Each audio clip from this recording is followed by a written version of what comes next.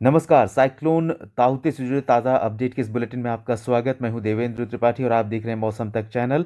इस समय cyclonic storm ताउते आप देख सकते हैं गोवा के पैरेलल नॉर्थ और नॉर्थ वेस्टर्ली रीजन में लगातार आगे बढ़ रहा है। इस तरह से इसका डायरेक्शन रहने की संभावना है। ट्रैक के बारे में मैं आपको बाद में बताऊंगा, इससे पहले आपको बताता हूँ गोवा से इसकी दूरी लगभग 400 किलोमीटर है। गोवा से धीरे धीरे आगे निकल रहा है।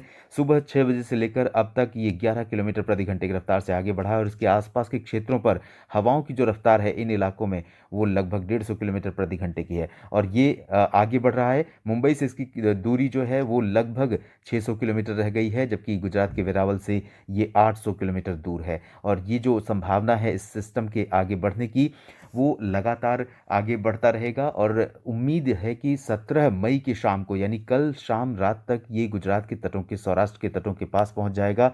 और निश्चित रूप से जब गुजरात के तटों के करीब पहुंचेगा तो यहाँ पर हवाओं की रफ्तार बहुत भीषण हो जाएगी। और जिस दौरान ये गुजरात के इन तटों के क्षेत्रों के करीब पहुंचेगा, उस दौरान उम्मीद है, आशंका है, डर है कि लगभग 150 किलोमीटर प्रति घंटे की रफ्तार से हवाएं यहाँ पर चल सकती हैं तटीय इलाकों पर और बहुत ऊंची ऊंची लहरें उठ सकती हैं। अब मैं आपको दिखाता हूँ इसका ट्रैक और उसके बाद दिखाऊंगा आपको कि जो हवाएं होंगी वो किन क्षेत्रों को प्रभावित कर सकती हैं और सी वेव्स यानी समुद्र में किन इलाकों में ऊंची लहरें उठने का खतरा है। तो अभी आपको सबसे पहले दिखाते हैं ट्रैक क्या रहने वाला है।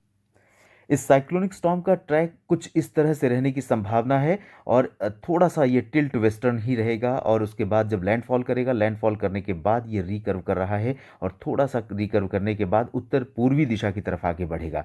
तो इस समय गोवा से ये काफ़ी लगभग पैरेलल निकल चुका है। कुछ ही समय बाद गोवा से उत्तर में चला जाएगा और जैसा कि आप देख सकते हैं कि जो मेन अफेक्टेड रीजन होगा वो गुजरात होगा। मुख्यतः गुजरात के सौराष्ट्र और कच्छ पर ये प्रभाव डालने वाला है, ऐसी संभावना अभी के ट्रैक के आधार पर है। लेकिन क्योंकि जब भी कोई साइक्लोनिक स्टॉर्म सीवियर या वेरी सीवियर साइक्लोनिक स्टॉर्म की कैटेगरी में पहुंचता है, जैसा कि इस समय पहुंच चुका है, लगभग यहाँ पर इसकी पोजीशन है गोवा के आसपास, ये रीजन है, लगभग यहाँ पर है। तो इसका जो पेरिफेरल है, क्लाउड्स हैं, हवाएं हैं, वो लगभग इस तरह से अफेक्ट कर रही हैं और ये इसी तरह से आगे बढ़ता रहेगा और अफेक्ट करता रहेगा। अभी भी केरल, कर्नाटक, लक्षद्वीप और तेलंगाना, आंध्र प्रदेश, तमिलनाडु, तमाम जगहों पर बारिश हो रही है।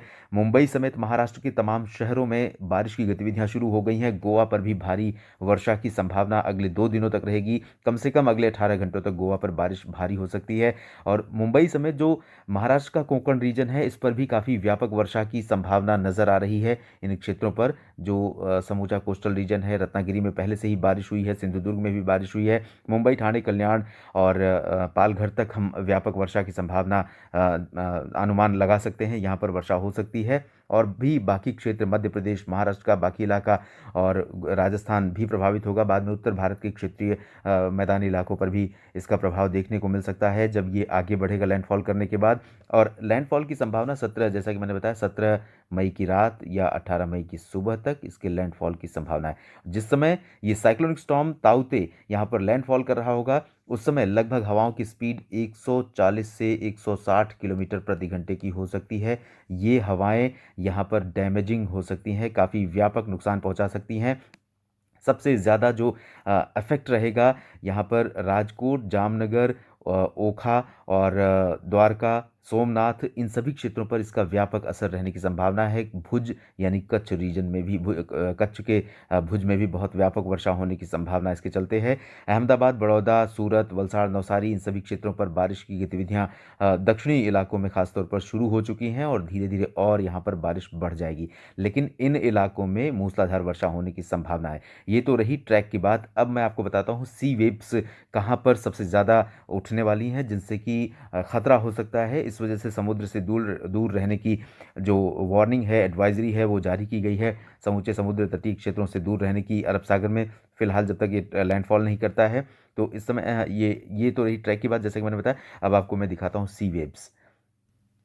सी वेव्स आप देख सकते हैं, ये जो हाइलाइटेड रंग है कोस्टल रीजन के पास, क्योंकि अब पैरेलल पश्चिमी जो घाट है भारत का, इसके पैरेलल तो चल रहा है, लेकिन इससे इसकी दूरी, साइक्लोनिक स्टॉर्म की दूरी थोड़ा सा बढ़ती जा रही है, क्योंकि थोड़ा सा नॉर्थ वेस्टर्ली हो गया है और इसी वजह से यहाँ पर सी वेव्स का खतरा अब फिलहाल नहीं है।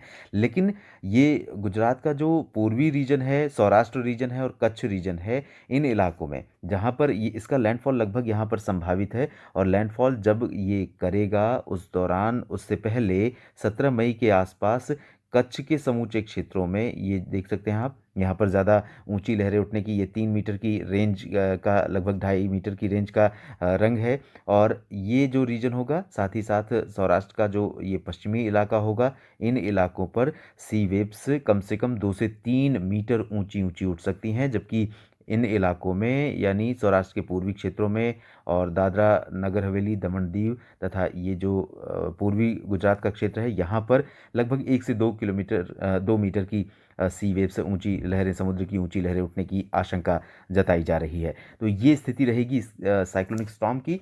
लेकिन आपको ये कंफर्म अब हो चुका है लगभग कि ट्रैक इसका गुजरात की तरफ रहेगा, गुजरात पर लैंडफॉल करने वाला है। गुजरात में भारी वर्षा कम से कम 17-18 मई तक हमें देखने को मिलेगी। अफेक्टेड रीजन जैसा कि आप जानते हैं, समूचा कच्छ और सौराष्ट्र रहेगा, पूर्वी क्षेत्रों पर भी व्यापक वर्षा होगी। बाकी राज्यों पर अगर हम बात करें, जो पश्चिमी घाट के बाकी जो क्षेत्र हैं, तो मुंबई समेत पश्चिमी घाट पर बहुत जान और माल के नुकसान की आशंका फिलहाल नहीं है, लेकिन यहाँ पर बारिश की गतिविधियाँ चल रही हैं इन इलाकों में, और बारिश की गतिविधियाँ अभी भी अगले 48 घंटों तक यहाँ पर जारी रह सकती हैं। इस सिस्टम का प्रभाव यहाँ पर रहेगा। इस बीच केरल में बारिश फिर से बढ़ने वाली है। समुद्री जो स्थितियां हैं, परिस्थितियां हैं, वो सपोर्ट कर रही हैं, मौसमी सिस्टम डेवलप हो रहे हैं, तो केरल में बारिश एक बार फिर से ब्रेक ज़रूर धीरे धीरे लग रही है, लेकिन पूरी तरह से ब्रेक नहीं लगेगी, बल्कि अगले 48 घंटों तक 48 घंटों के दौरान कई जगहों पर लक्षद्वीप और केरल में भी भारी वर्षा दर्ज की जा सकती है। इस बीच आपको बता दें कि आज 16 मई है, और आज से लेकर 5 या 6 दिन बाद अंडमान व निकोबार द्वीप समूह पर दक्षिण पश्चिम मानसून 2021 का आगमन हो सकता है, और उसके बाद 30 या 31 मई को केरल पर मानसून को पहुंचने के लिए परिस्थितियां अनुकूल बन रही हैं और लगातार बनती हुई जा रही हैं। तो इस बुलेटिन में भी इतना ही। आपको और भी अपडेट, लेटेस्ट अपडेट देने की कोशिश मैं करूंगा एक बुलेटिन के ज़रिए। आप बने रहिएगा मौसम तक चैनल के साथ। लगातार मेरी नज़र इस साइक्लोनिक स्टॉर्म पर है, इसके ट्रैक पर है, इसकी स्पीड पर है, और ये किन इलाकों को डायरेक्ट हिट करने वाला है, इसकी भी बात अगले बुलेटिन में और स्पष्ट हो जाएगी। मैं उस बुलेटिन में बात करूंगा। धन्यवाद।